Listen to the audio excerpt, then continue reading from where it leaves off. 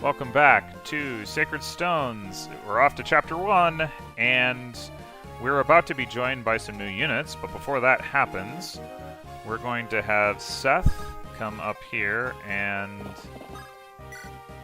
take this guy out.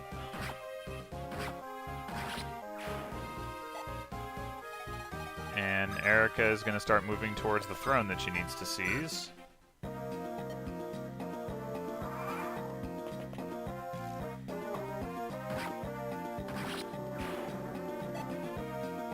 Seth.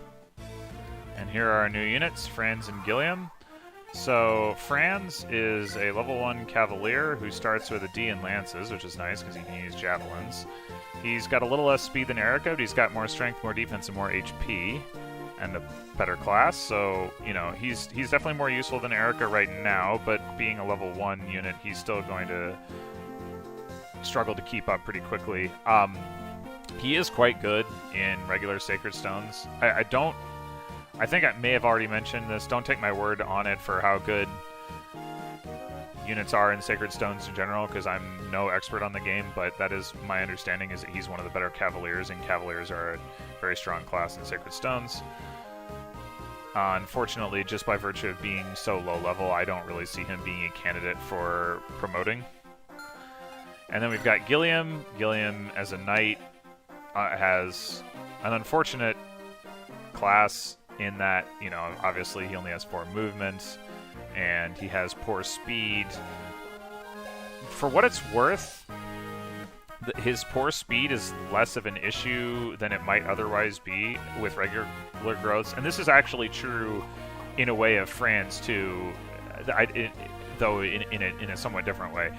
So, yeah, I mentioned Eirika has 9 speed to Franz's 7, but it won't take long for Eirika to stop being able to double enemies, but there's a fairly wide band of enemies who neither get doubled nor double, you know, Eirika and Franz, because their speed is only 2 apart. So the difference in their speed is not as big of a deal as it might be in some games where if your units are generally at least close to the threshold of doubling already, then a point or 2 of speed can make a big difference. But if all the enemies tend to have, 7 or 8 speed anyway, then the difference between 7 and 9 is almost inconsequential.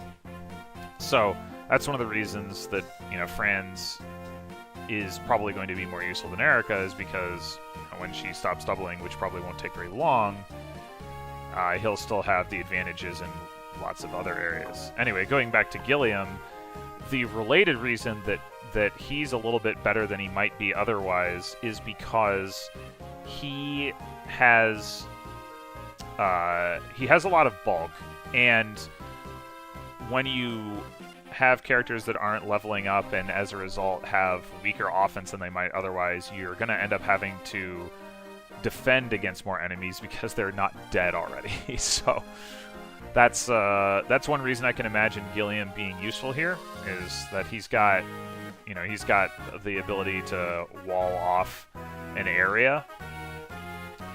But as a knight, I still don't see myself wanting to try to train him up for promotion by any means.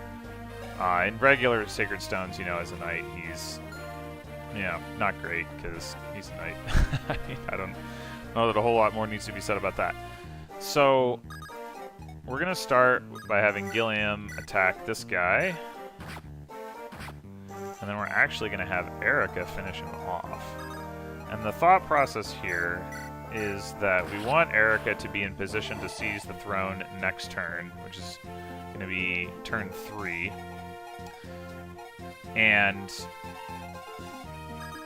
we can get this guy killed next turn. It's not guaranteed, that it's pretty close to guaranteed if we park Seth in front of him this turn.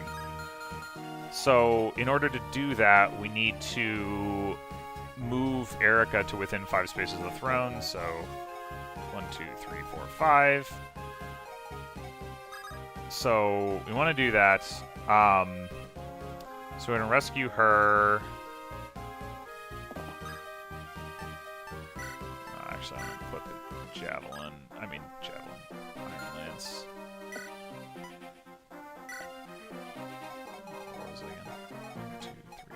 5.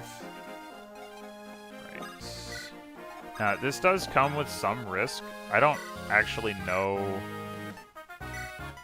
what exactly it is, but there is some risk here that those 2 soldiers will kill Eirika, but I think it's pretty low.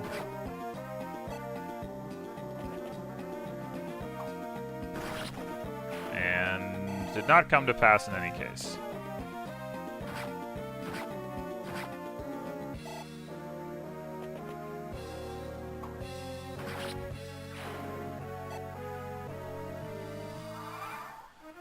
Alright, so I'm gonna bring Franz up here to finish this guy off. I'm going to finish the boss with Seth.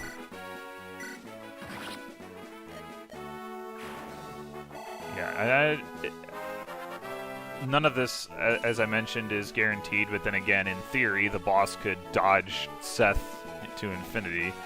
70% is never going to be a guaranteed kill, so, you know, what can you do? Anyway, that's the chapter in 3 turns.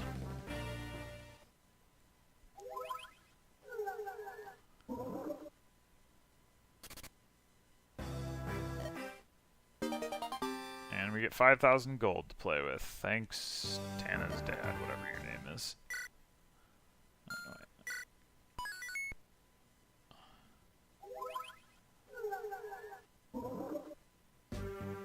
And then the one other thing I will do before I close out this episode, which looks to actually be slightly shorter than the other one, is, for whatever reason, Franz shows up with 2 vulneraries, so I'm going to trade one of those away. Now, obviously, you can see we have 2 more characters now, but I'm going to talk about them next episode, so I'll see you then for that.